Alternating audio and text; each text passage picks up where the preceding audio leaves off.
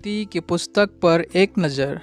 उत्पत्ति की पुस्तक मूसा ने सिनाई वीराने में ईसा पूर्व 1513 में लिखी थी।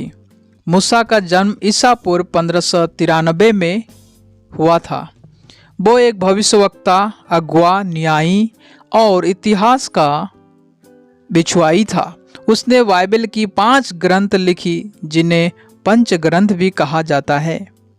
उसने याकूब की पुस्तक भी लिखी और 7 भजन, 90 और शायद 91 की भी रचना की। उत्पत्ति का मतलब शुरुआत या जन्म।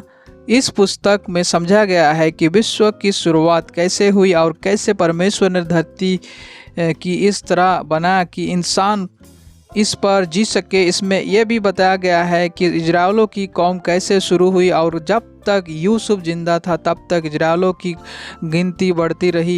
ईसा पूर्व 1657 में यूसुफ की मौत हो गई।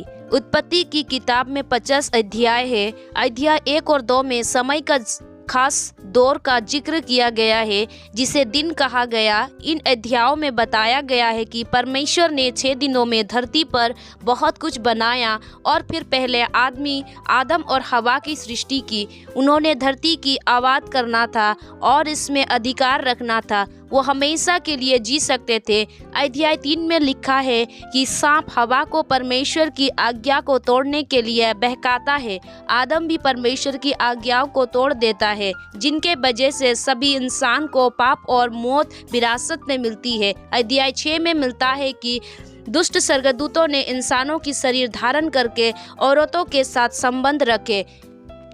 उनके जो बच्चे पैदा हुए वो नेफिलियन कहलाए। बुराई बहुत बढ़ गई, इसीलिए परमेश्वर ने फैसला किया कि वो जल प्रलय लाकर धरती से सब इंसानों को मिटा देगा।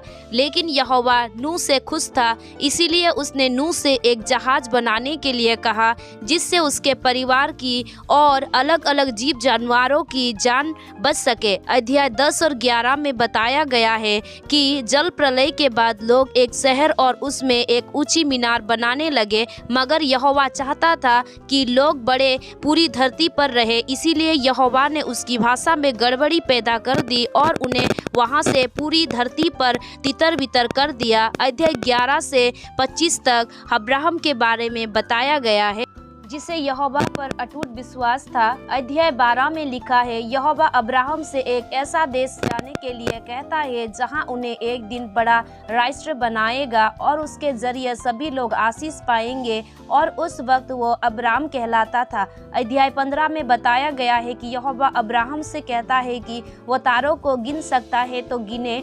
फिर वो उसे कहता है कि तेरे वंश की गिनती भी इसी तरह बेशुमार होगी। क्या आप जानते हैं कि उत्पत्ति से बाइबल की मुख्य विषय पता चलता है? वो यह है कि परमेश्वर का राज यह साबित कर देगा कि सिर्फ यहोवा की हुकूमत करने का अधिकार है। धरती और इंसानों के लिए भी मकसद भी पूरा करेगा। इस राज की बागडोर एक वंश के हाथ में है जो भविष्य में पैदा होगा।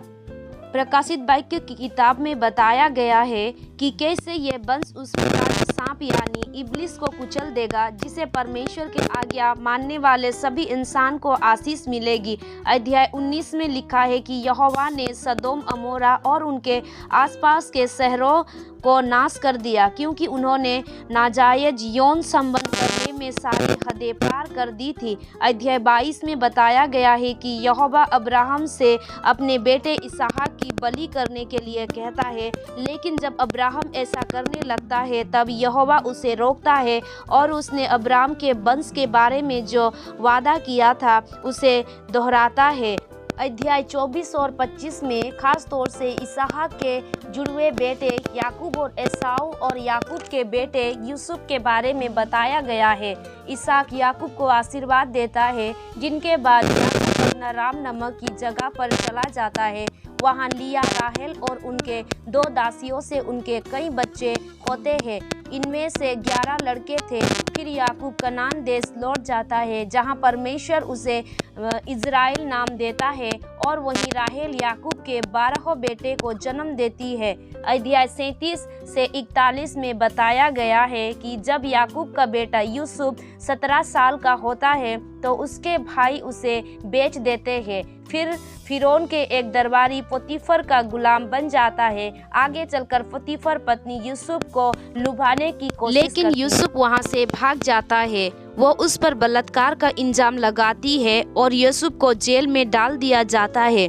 यूसुफ 30 साल का हो जाता है मगर वो अब भी जेल में है। यूसुफ परमेश्वर की पवित्र शक्ति से फिरौन की सपनों का मतलब बताता है। तब यूसुफ को जेल से रिहा कर दिया जाता है और वो मिस्र का प्रधानमंत्री बन जाता है। अध्याय 42 और 47 में बताया गया है कि यूसुफ अपने परिवारों से दोबारा मिल जाता है और वो सभी मिस्र में परदेसी बनकर बस जाते हैं। अध्याय 49 में उस भविष्यवाणी का जिक्र मिलता है जो याकूब ने अपने मौत से पहले की। उसने कहा कि उसके बेटे यहूदा के खानदान से यानी सीलो यानी वादा किया गया वंश आएगा जिनकी देश देश के लोग आज्ञा मानेंगे। उत्पत्ति की किताब पढ़ते समय ध्यान दीजिए कि इंसान पर दुख तकलीफ क्यों आती है, परमेश्वर क्यों कुल पितरों पर खुश था और उन्हें किस तरह उन्हें आशीष दी। और जानिए कि यहोवा ने इन वफादार सेवकों से जो वादा किए थे उन्हें परमेश्वर के राज का राजा यीशु मसीह कैसे पूरा करेगा।